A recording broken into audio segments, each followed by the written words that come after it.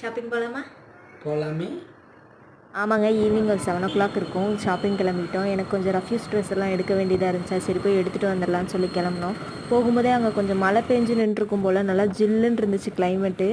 ரொம்ப நாள் கழிச்சு நாமக்கல்லே இவ்வளோ கூலிங்காக இருக்குது. கொஞ்சம் நேரம் அந்த வெதர் அப்படியே என்ஜாய் பண்ணிக்கிட்டே மெதுவாக போனோம். போயிட்டு ரஃப்யூஸ்க்கு அப்படிங்கிறதுனால சீக்கிரமாகவே முடிஞ்சிருச்சு. சரி முடிச்சுட்டு தேர்க்கடை போய் ஒரு ரவுண்ட் அடிச்சுட்டு வருவோன்னு சொல்லிட்டு போனோம். போயிட்டு அங்கே தான் சம்பவமே. மழை பெஞ்சு நல்லா கிளைமேட் வேறு ஜில்லுன்னு இருந்துச்சா, எனக்கு டீ வேணுமா அப்படின்னா, சரி குடிமான்னு சொல்லிட்டேன். எப்பயுமே அவர் மட்டும்தான் குடிப்பார், நான் டீ காஃபி குடிக்க மாட்டேன். வழக்கமாக குடிக்கிற ஷாப்லேயே போய் குடிச்சிருக்கலாம்.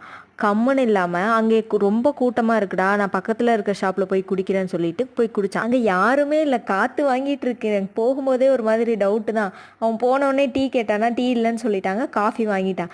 காஃபி கசப்புனா கசப்பு. எனக்கு ஒரு பைட் கொடுத்தா பாருங்க அம்மா, அவ்வளோ கசப்பு. எப்படி தான் குடித்தான்னு தெரில. குடிச்சிட்டு கிளம்பும்போது பார்த்தா அங்கே க்ரௌடு யாருமே இல்லை. கம்முன்னு நான் இங்கேயே குடிச்சிருக்கலாம்டா